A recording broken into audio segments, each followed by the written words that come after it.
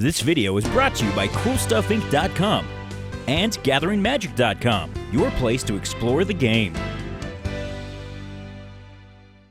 Hey, this is Dave from the Commander Lounge, and this is my Progenitus Commander deck.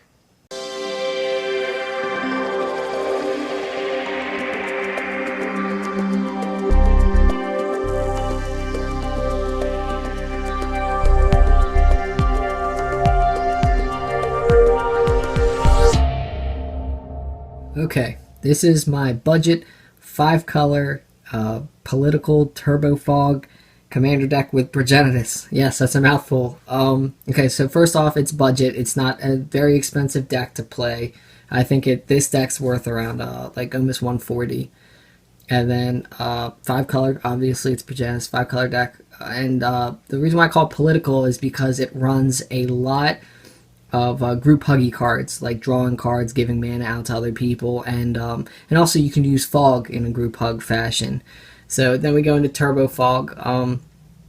If you guys don't know what turbo fog strategies are, it's basically you just pack your deck with a ton of fog effects, try to keep people from try to keep people from dealing damage to you the whole game, and essentially just, grind it out, control the game and win at the end. And yeah, I when I was building this deck, this was the last deck I built, and I originally wanted to build a group hug deck, and then I found out about that standard deck, that tutelage deck, turbo fog deck, and I was just like, yeah, what's good with group hug with everybody drawing cards is giving me more gas for more fog. So let's make a turbo fog deck. So yeah, I decided to pick Progenitus. I think he's great for a fog general because, his art, I think it's a flavor win right there. He's just coming through the fog doing work. And also, I think he's a great control kind of win condition because, he's a 10-10 protection from everything, which is absolutely a beast. So late game when people are, kind of out and everything, you don't have to worry about wraths and stuff. They can get in for the win. So yeah. Progenitus, 2 of each color, 10-10 protection from everything. We don't worry about this right here. We don't worry about that. This is, you just block that out. It's 10-10 protection from everything. And yeah, that's my general. And then we're going to go through my utility lands.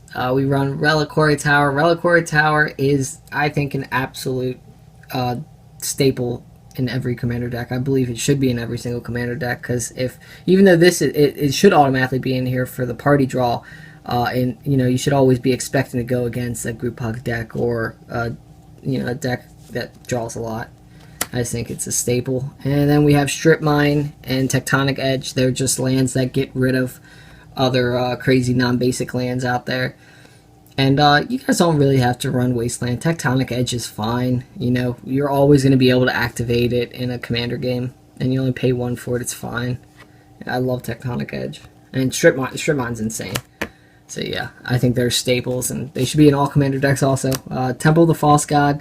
I don't run Ancient Tomb. I run Temple instead because Ancient Tomb I think it's for more of a aggro / mid-rangey build, and this is more controlling, and I don't really have to worry about it in the beginning because a lot of times I'm only going to need 2 mana up to fog and stuff like that, and just say no to people. So this is a great ramp card for this deck. And yes, we run Mace's End as Progenitus is one of our win conditions. Maze's End is another one. It's a hilarious one. Actually, the last time I played Commander, I actually won with this win condition. And it enters the battlefield tap. You can tap it for 1 colorless, and it's 3 mana tap. Return Maze's End to its owner's hand. Search your library for a gate card. Put it onto the battlefield. Then shuffle your library. If you control 10 or more gates with different names, you win the game. Yes, I did win that way. It's possible. And with this deck, it makes it more possible because I have a lot of regrowth effects. So I can't just, be like, oh god, okay, I got Strip Mine, I can't win. So I got backups. And we go into our lands that tap for 5 colors. We got Command Tower. You find out exactly how useful Command Tower is when it's in a 5-color deck. It's insane. It's just such a card. Reflecting Pool. Because I got a lot of ways to tap for 5 colors, you gotta have Reflecting Pool. Then we have Rupture Spire, taps for all colors. There's a battlefield tap, and you have to pay 1, but it's definitely worth it. By the way, I got a lot of tap lands. You're going to see it and be like, oh man, there's so many tap lands, but, my mana curve's really low. There's a ton of 2-drops because of all the fogs and everything. I really don't worry about the lands entering play tapped after, turn 3. So yeah, we got Rupture Spire and Transguild Promenade, which are basically the same card. We'll just tap for everything. And we got the Vivid Cycle, tap for everything again. Yeah, that's all 5 Vivids. And then we run Opal Palace and Unknown Shores, your Shimmering Grotto effects. If you guys have the extra cash, you guys should probably get Mana Confluence and City of Brass. Because once I get that, these will be replaced with that. But until then, these are fine. Especially with, you know, how I don't need the mana. I'm not trying to get straight to Progenitus or anything. I can kind of sit back and do my thing. And then we have 1-man land, which is Raging Ravine. It's not a, you know, it's my only man land I really have in multicolored. But, you know, I think it's a great one in Commander because it scales, you know. And that's really good in Commander. And then, of course, you gotta have the guild gates, because in Maze's End, you have to win with them all. So I should have all 10. I could count them out. Should be good. So 10 guild gates. And we run 1 plains, 1 mountain, 1 swamp. Then we run 5 islands, and 5 forests.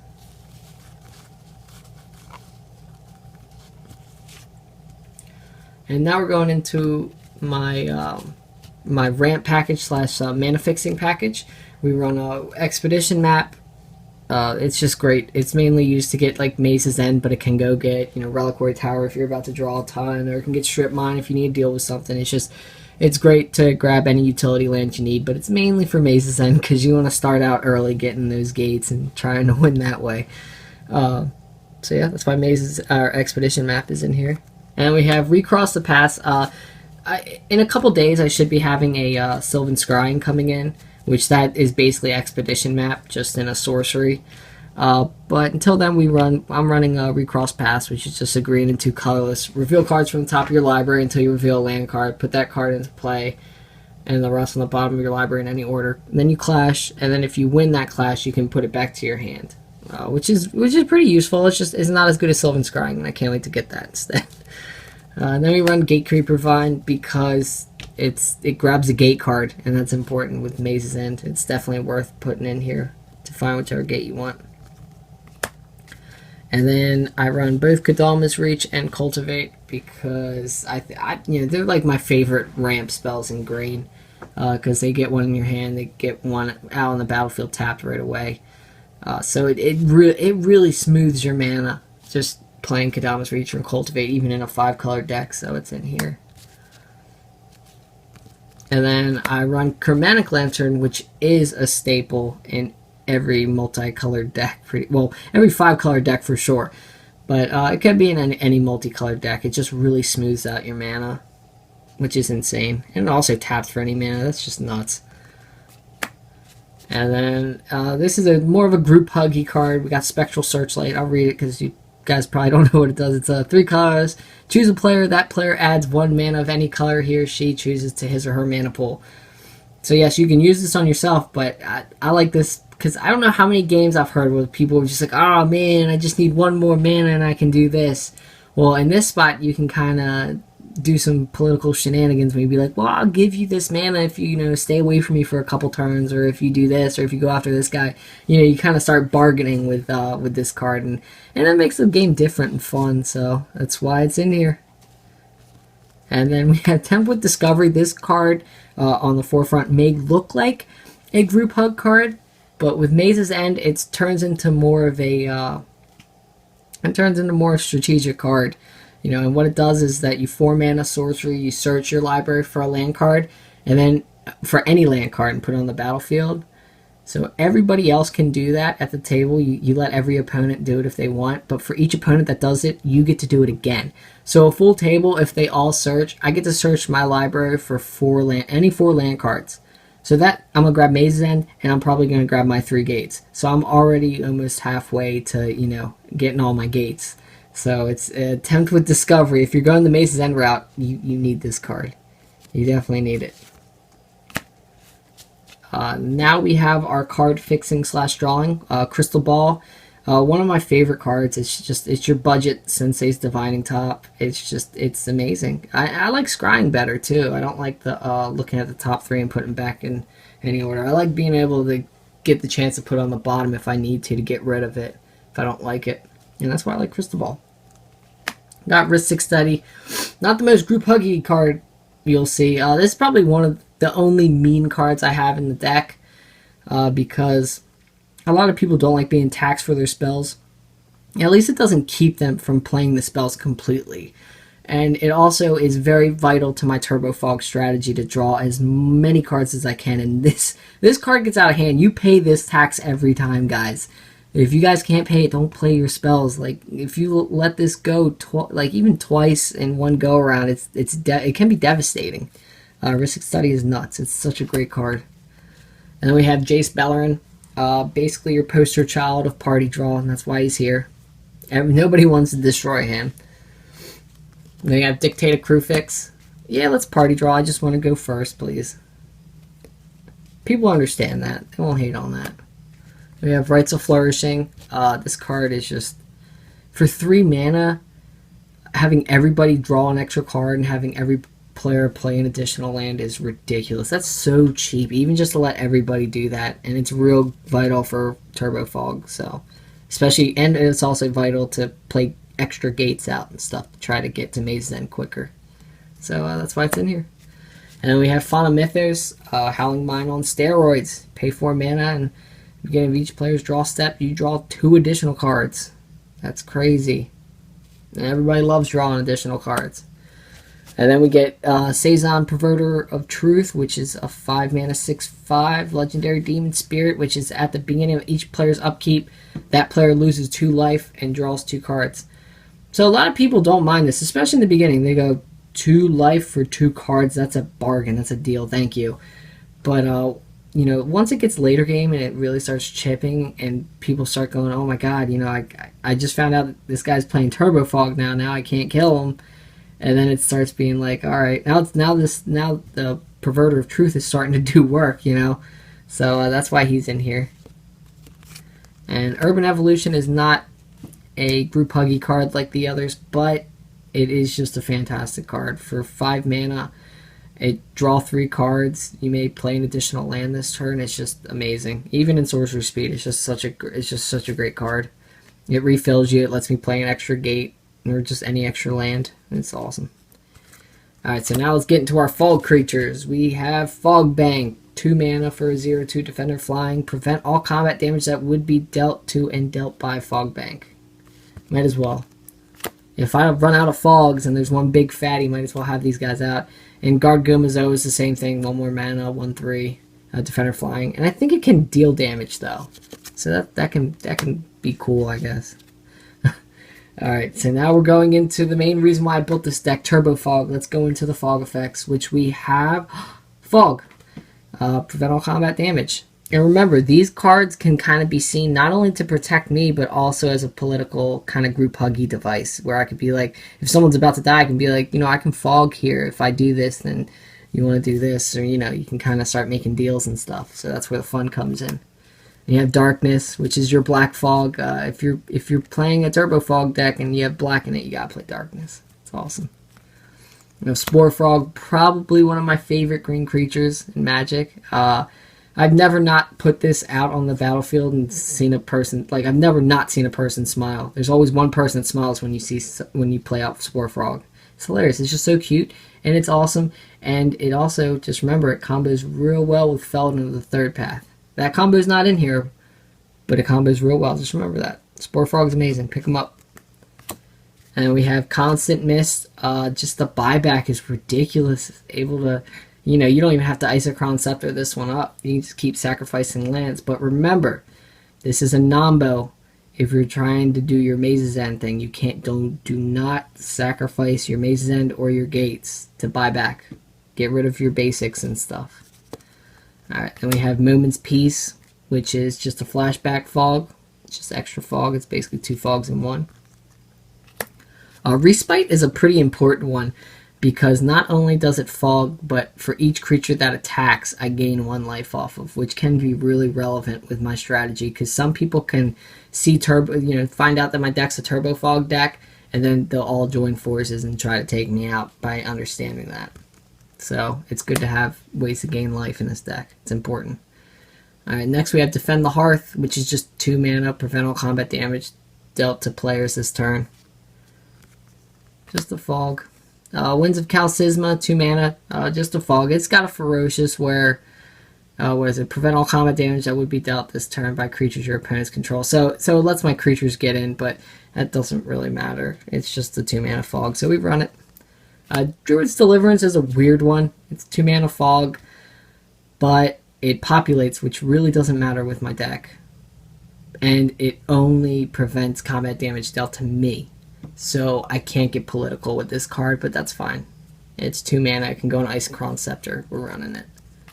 And we run Safe Passage because even though it costs 1 more mana and it's white, it prevents all damage. It doesn't just prevent combat damage, which is very important if someone ends up wanting to Comet Storm me to the face or something since they can't attack in. It's very important to have some of these effects. And it unfortunately is also not a group huggy card where I can go political with it. It only targets me, so oh well. It saves me though, so it's good. Alright, so now we have Isochron Scepter, which if you guys already know my channel by now, you guys know I absolutely hate tutors, but if I could run tutors, or if I felt morally right to run tutors, it would be mainly to go get Isochron Scepter because it's so important. It's 2 mana for an imprint. You imprint a instant converted mana cost 2 or less from your hand, and then you can pay 2 and tap it, and you may copy that exile card and cost it. So it's just basically always an extra fog that's not in your hand, so you can have all the fogs. It keeps you every turn you have a fog now, guaranteed. It's amazing. Then we have Elite Arcanist. At least we have kind of an Isochron Scepter on a stick. It's a 4 mana 1/1. When it enters the battlefield, you may exile any instant from your hand. And it's cool because I can do this with Safe Passage then. So all I have to do is pay 3 and then tap and copy, Safe Passage, and then you may cast it. So it's basically like Isochron Scepter on any instant card, which can be relevant with other different cards. So that's pretty good. Alright, next, because we can't run all the fogs in the world because some of them are bad, I decided to run a ton of regrowth effects, which not only gets back my fogs, but also gets back other relevant, answers I need, and it also helps me get back. It also gives me more redundancy to my Maze's End where it doesn't, or maybe not redundancy is the right word, but it makes Maze's End a viable strategy to win, because when people strip mine and tech edge my gates, I can actually bring them back with these regrowth effects. So it's kind of a win-win in putting regrowth effects in my deck. So our first one is Noxious Revival. I think this card is better than regrowth. It's 1 mana less. I mean, it could be 2 mana less if you want to just pay 2 life, which isn't usually a big deal. And you put target card from a graveyard on top of its owner's library. So yeah, it can be huggy, I guess. I just noticed that right now, actually. But most of the time, it's going to be grabbing back a fog and putting it on top. But the reason why it's better than regrowth, a lot of people be like, oh, but it doesn't go to your hand, but it's instant speed. You do it at the end of the last person's turn before it's your turn, and it's basically like it's going back to your hand. It's really good. Great card. Then we have regrowth because, come on, it's cheap, it's awesome, it gets back fogs, gets back what you need, anything. Treasured Find is a regrowth for a black and it exiles afterwards, which is kind of weird that it exiles, but, it's another regrowth, so we're fine with that. And then we got Eternal Witness, regrowth on a stick, staple in green, fantastic card, should be in every green deck. Insane. Naya Triumph is an interesting one in this deck. Of course, you run the Naya colors. You tap Naya colors to pay for it, and it's instant. You choose one. You can either deal 3 damage to target creature. We don't usually worry about that. Or you return target card from a graveyard to its owner's hand, which that's where it's awesome. It's a 3 mana regrowth, which is fine. But the last one's awesome, or you may tap all creatures target player controls. So when you get in the spot, you can actually turn this into like a pseudo fog effect if you know someone's going to be attacking you on their, during their combat. It can be a pseudo fog. So it's interesting. It's really good in this deck. So it's in here. And then I run Restock, which is 5 mana for return 2 target cards from your graveyard to your hand. But then you exile, which is not that great. But it's a great card, though. I mean, using 1 card to get back 2 cards from your graveyard to your hand, especially in this deck, is nutter butters. You can get back 2 fogs, 1 fog and a gate, 2 gates, all kinds of stuff. Whatever you need, you can get back. And then while these are not regrowth effects, they definitely synergize good with bringing back my fogs, which is Archaeomancer and Mnemonic Wall. Archaeomancer's 4 mana, Mnemonic Wall's 5 mana, which is, just fine. And when they enter the battlefield, you can return an instant or sorcery card from your graveyard to your hand, which is great bringing back fogs. But another reason why I'm using these is because of Whelming Wave, which is 4 mana. Return all creatures to their owner's hand except for Krakens, Leviathan, Octopuses, and Serpents. So if I'm not facing anything really fishy, I can actually do a combo with either Archaeomancer, Mnemonic Wall, and Whelming Wave. Which is, what you do is you Whelming Wave, bring everything back. And then, they start playing stuff out again. And then you Archaeomancer, and then Whelming Wave again. And, targeting Whelming Wave, cast Whelming Wave, bring back Archaeomancer. Then you can do it every turn you have. You can do it over and over again. So you can infinite Whelming Wave. Well, not infinite, but every single turn you can Whelming Wave, which can be important. I don't think it's ridiculously mean or anything because, it mainly hoses tokens.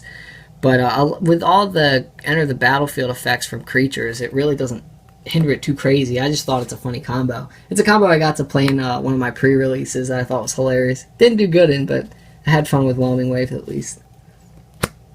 Alright, so now we get into our, oh my god, this board's getting crazy, we need to do something about it.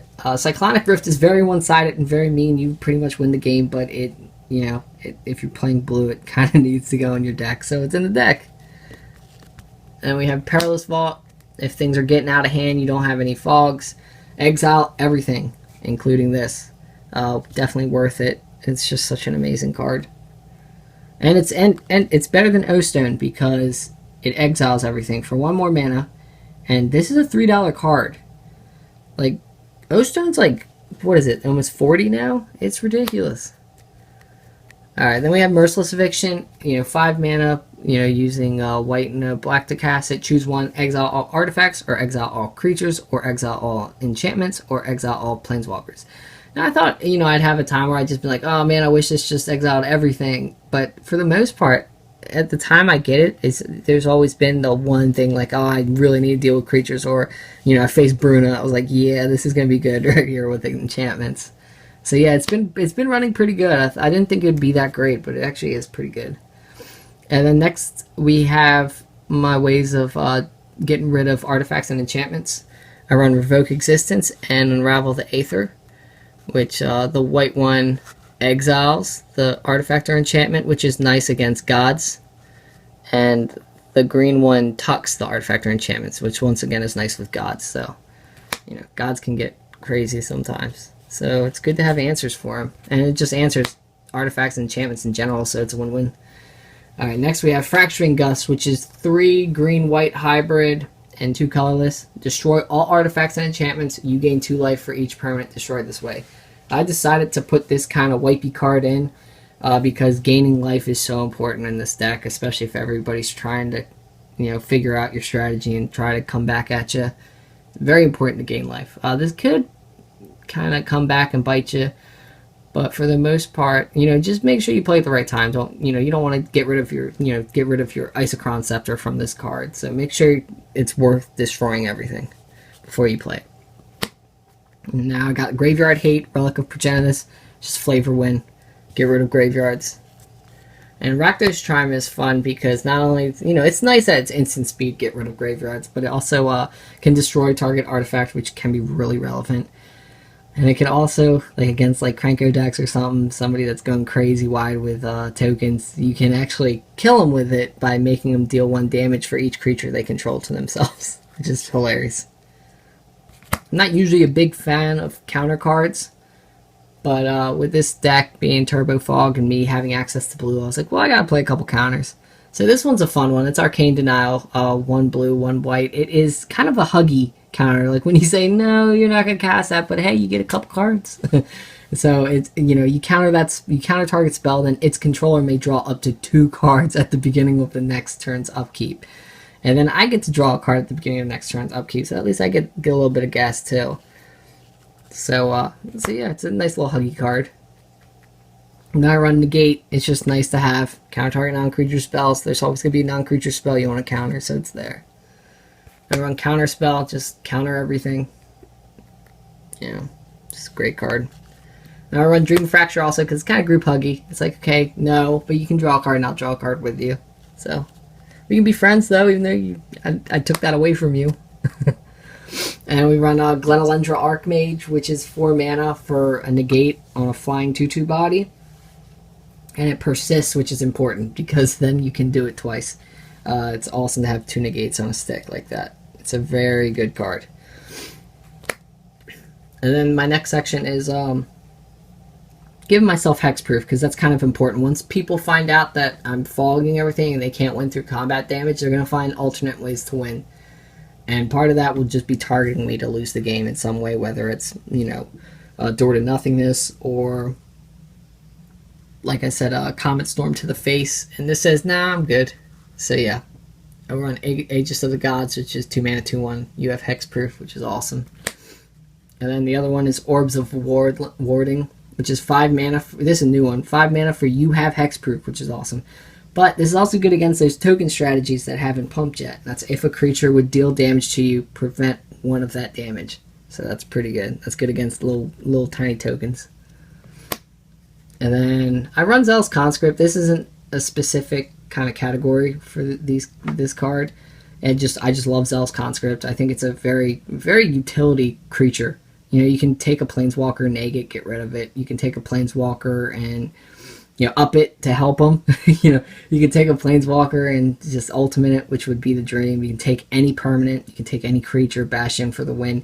The card has reach, and I think it's amazing. Even though I can't sacrifice it, don't have many sacrifice effects afterwards, I still think it's worth being in every single deck running red. It's definitely a staple in red in my eyes. It's a great card. So yeah. And now we're going into our win conditions.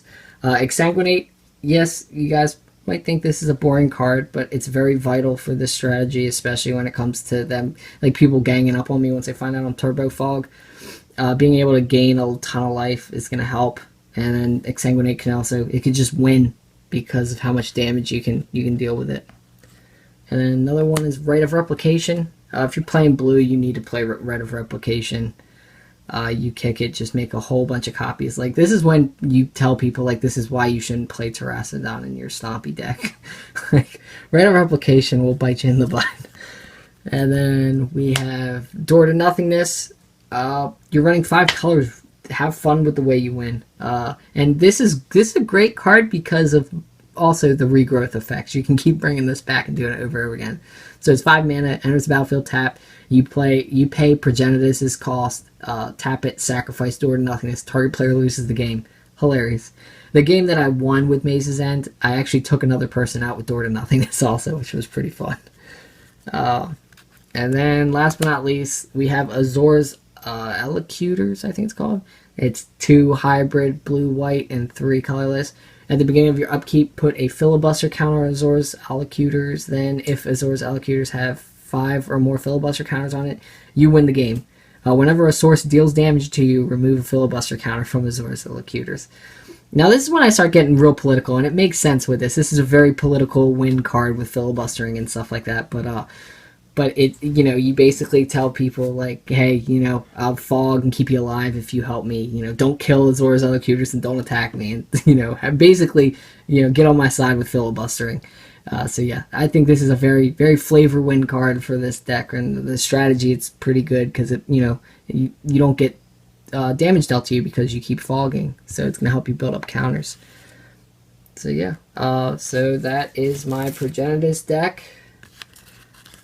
So if you guys need a budget deck to play, you like Turbo Fog, you like telling people no when they attack, you like playing all the colors for cheap, and you just like fog effects, you guys should give this deck a try. It is amazing. And by the way, if you liked the deck that I showed and stuff, I also have a channel called the Commander Lounge on YouTube. You guys should check it out if you liked it. I got other Commander related stuff on there. So yeah, thank you for watching CMDR decks. Please subscribe and favorite.